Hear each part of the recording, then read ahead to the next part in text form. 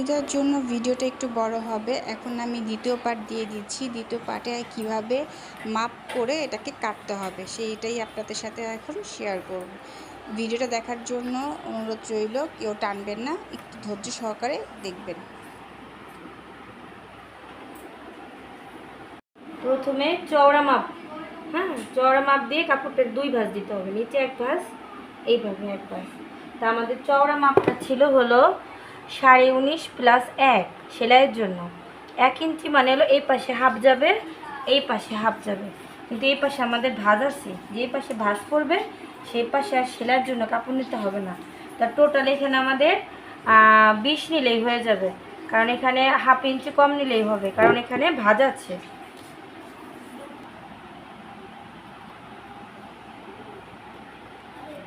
বিশ ইঞ্চিতে দাগ দিব, হাফ ইঞ্চি কম নেব, কারণ ভাঁজ আছে তো এই জন্য সেলাই লাগবে না।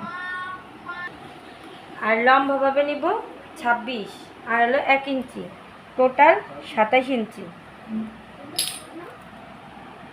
এই পাশ থেকেও 27, আবার মাথার পাশ থেকেও 27 নিয়ে দাগগুলিরে সোজা করে মিশাই দিব। লম্বাই নিলাম 27 ইঞ্চি, কারণ আমার এই পাশেও সেলাই পড়বে, এই পাশেও সেলাই পড়বে, এর জন্য 27। আর এইভাবে চওড়াই নিলাম হলো 20 ইঞ্চি, কারণ আমাদের টোটাল ছিল হলো 20.5, কিন্তু এই পাশে আমার সেলাই পড়বে না, এর জন্য আমি হাফ ইঞ্চি কম নিলাম, তাহলে চওড়াই নিলাম হলো 20। আর এইভাবে লম্বাই নিলাম হচ্ছে 27 দিয়ে এই যে দাগগুলোরে একটা সুন্দর করে মিশায়ে বক্স করে এই দাগের পথে চৌকো করে কাটে নিব। এবার বাড়তি যে কাপড় থাকবে তার থেকে জিবের কাপড়টা কাটে নেব। তা জিবের কাপড়টা কাটবো হলো লম্বায় 18.5 ইঞ্চি।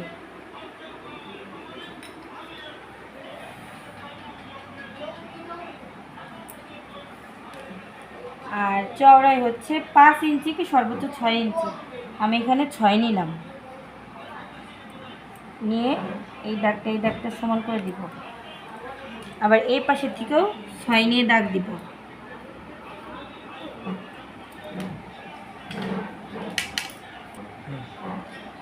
এই মাথা আর এই মাথা যোগ করে দিব। এটা লম্বায় আছে হলো 18.5, আর এইভাবে আছে হলো 6 ইঞ্চি।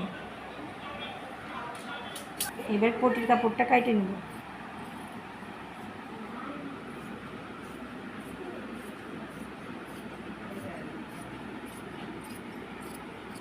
এইটা হলো আমার জিভ।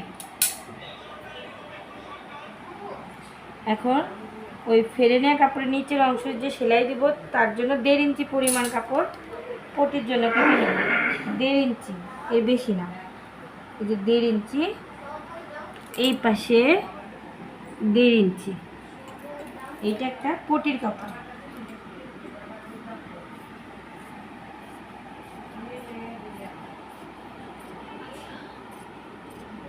ব্যাস, যেই পাশটা আমি নিচে দেব ঠিক করে নেব যে কোন পাশটা বালিশের নিচে হবে, কোন পাশটা উপরে হবে। এই নিচের পাশে উপর থেকে যে কোনো এক পাশের উপর থেকে 2.5 ইঞ্চিতে দাগ দিব। এই 2.5 ইঞ্চিতে দাগ দিয়ে সব পাশ থেকে একটু সোজা একটা দাগ দিয়ে নিব। এই 2.5 ইঞ্চি দাগ দিয়ে সব দাগগুলো মিশাই দেব, এই মাথা থেকে এই মাথা পর্যন্ত। আর এইখান থেকে এইখানে দূরত্ব হলো 2.5 ইঞ্চি, সব পাশে সমান। এইবার এই কাটা পাশ, এই যে কাটা পাশ, এইখান থেকে 2 ইঞ্চি দূরে দাগ দিব। এইখান থেকে 2 ইঞ্চি দূরে দাগ দিব, এই যে দাগ দিলাম 2 ইঞ্চি। আর এই পাশ হলো জোড়া পাশ, মানে ভাঁজের পাশ, এই পাশ থেকে 1.5 ইঞ্চি দূরে দাগ দিব, কারণ ওই পাশে হাফ ইঞ্চি সেলাই গেলে ওই পাশেও 1.5 ইঞ্চি থাকবে, এই পাশেও 1.5 ইঞ্চি থাকবে, কারণ এই পাশে তো আর সেলাই লাগবে না। এইবার 2 দাগের মাথায় হাফ ইঞ্চি আগে 2টা করে দাগ দিব, এই পাশে একটা, এই পাশে একটা। এইটা হলো আমার মেন দাগ, 1.5 ইঞ্চি ধরে তাও হাফ ইঞ্চি দূরে একটা দাগ দিব।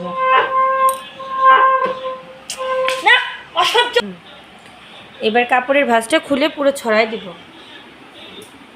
তারপরে এই নিচের পাশটারে এইভাবে একটু মাঝের থেকে এই দাগের উপরে এই যে আমি দাগটা দিছি এই দাগের উপরে এরকম একটু ভাঁজ করে এই যে একটু কাইটে ফুটো করে নেব। ফুটো করে এই কেচিটা ঢুকায়ে কাটবো। এটা শুধু নিচের পাশ, কিন্তু বারবার বলতেছি এই যে একটু আগে একটা দাগ দিছি 1/2 ইঞ্চ আগে, এইখানে এসে দাঁড়ায়ে কেচিটা এইভাবে একটু বেঁকা, এইভাবে একটু বেঁকা, একটু ত্রিভুজের মতো আকৃতি হবে। আবার সেম এই পাশেও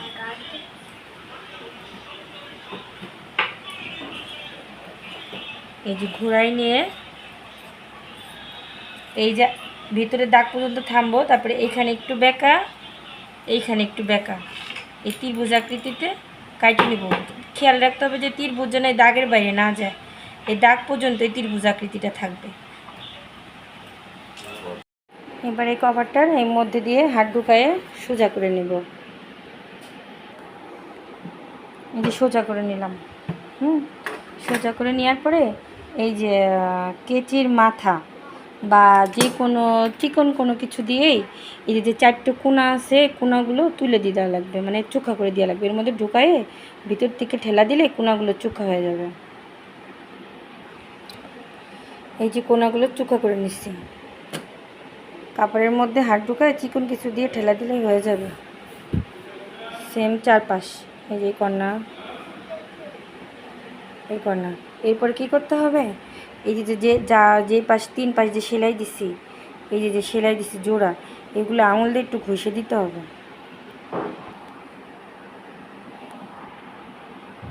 যেভাবে এক হাতে ধরে বুড়ো আঙুল বা যে কোনো কিছুতে এই যে যেখান দিয়ে সেলাইটা গেছে ঠিক এইভাবে কিছু দিয়ে, বিশেষ করে যেরকম বুড়ো আঙুল দিয়ে এরকম এরকম করে ঘষে দিতে হবে 3 পাশ। এই যে সেলাইটা এইভাবে সব 2 হাত দিয়ে ধরে নিবে। আমি তো 1 হাত দিয়ে করতেছি, এরকম 1 হাত দিয়ে ঠেসে ধরে 1 হাত দিয়ে এরকম ডলা দিবে। তাহলে কি হবে, এই কোনাটা চিকন হয়ে ভাঁজ পড়বে, আর এই ডলাটা না দিলে কোনাটা মোটা হয়ে থাকবে। এখন এই জিবের কাপড়টা নেব। জিবের কাপড়টা নিয়ে যে কোনো এক পাশ, যে পাশ নিচের দিকে থাকবে এরকম মাথা ভাঙিয়ে সেলাই দিতে হবে। যে কোনো এক মাথা এরকম একটা ভাঁজ দিয়ে আর একটা ভাঁজ দিয়ে এক মাথা সেলাই দিয়ে নিতে হবে। ঠিক এভাবে যে এক মাথা ভাঁজ দিয়ে আর একটা ভাঁজ দিয়ে সুন্দর করে চিকন করে সেলাই দিয়ে নেব। এই যে মুখ ভেঙে সেলাই দেওয়া শেষ। এটা কিন্তু উল্টো দিকে মুখটা থাকবে। এবার কভারটারে নিচে রাইখে নেবে। নিচে রাইখা এই যে পাশটা জিবের এই পাশটা থাকবে কভারের নিচের দিকে, ভিতরের দিকে এই ফাঁকা দিয়ে ঢুকাইতে হবে। এই যে কভারের মধ্যে ঢুকাইছি জিপটা, এই যে উপরে পাশ, এই যে জিপটা ঠিক এভাবে ঢুকায় সুন্দর করে দিতে হবে, যাতে ভিতরে কোথাও ভাঁজ না হয়ে থাকে। সমান করে ভাঁজ থাকলে কিন্তু গুছাই থাকবে। হ্যাঁ, এই যে জিপটা ভিতরে ঢুকানো আছে, এটা জিপ ঢুকায় সুন্দর করে কোথাও কোনো নেই, কাভারটারে সুন্দর করে পাইতে নিতে হবে, কোথাও যেন কোনো ভাঁজ না থাকে। তারপরে এইখান থেকে যত ইঞ্চি দূরে আছে, এইখান থেকে যত ইঞ্চি দূরে আছে এই কর্নার থেকে, এই যে এখানে এই কর্নার থেকে ভাড়া পর্যন্ত আছে 1.5 ইঞ্চি। হ্যাঁ, এই পাশেও আছে 1.5 ইঞ্চি। ঠিক সেম এই পাশে 1.5 ইঞ্চি থেকে দাগ দিতে হবে। এই যে এই পাশেও 1.5 ইঞ্চি থেকে দাগ হবে, এই যে এখানেও 1.5 ইঞ্চি থেকে দাগ হবে। আবার এইভাবেও 1.5 ইঞ্চি, নিচের থেকে উপরের দিকে 1.5 ইঞ্চি।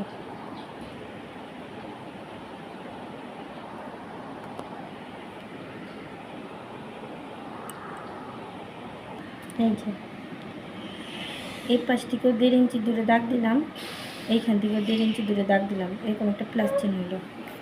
আবার সেম এই কর্নারও এই নিচের থেকেও 1.5 ইঞ্চি দূরে এটা, আর এই পাশ থেকে এই যে 1.5 ইঞ্চি দূরে এটা, এখানে একটা প্লাস চিহ্ন হলো। মানে এইটার থেকেও 1.5 ইঞ্চি, এইখান থেকেও 1.5 ইঞ্চি। হ্যাঁ, আবার এই যে মাঝের থেকে এই কর্নার থেকেও 1.5 ইঞ্চি দূরে দাগ দিলাম, আবার এই পাশ থেকেও এই যে 1.5 ইঞ্চি দূরে দাগ দিলাম।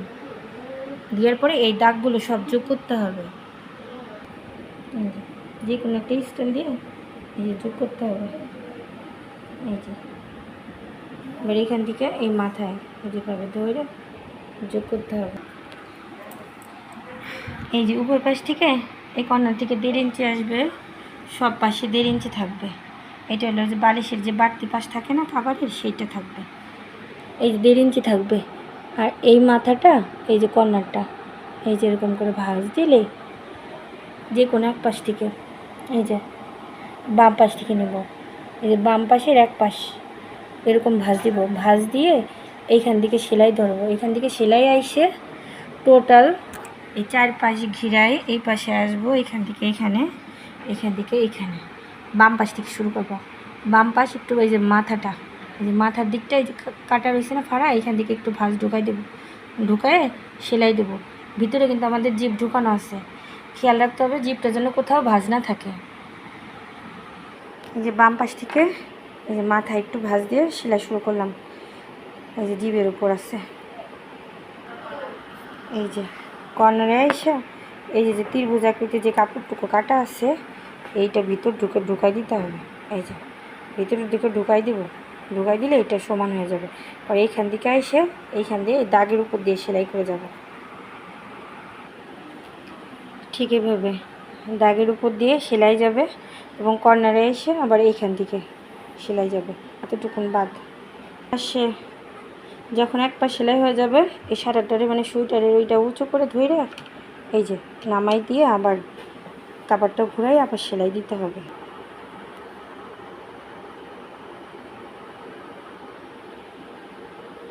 এই যে ত্রিভুজ আকৃতি কোনা এই মাথায়ও এসে এইভাবে ভিতরের দিকে ঢুকাই দিলে এই যে সমান হয়ে যাবে। ঠিক এইখান থেকে সেলাই দিয়ে বেরোয় যাবে। এখানে একটু ঘন সেলাই মানে 2-3টা ডাবল সেলাই দিলেই হয়ে যাবে। এই যে দাগের উপর দিয়ে ঠিক সেম এরকম করে ঘুরে আসছি, এই যে এখানে এসে থামছি, কাবার রেডি। আর এইটা হলো কাবারের সোজা পাশ।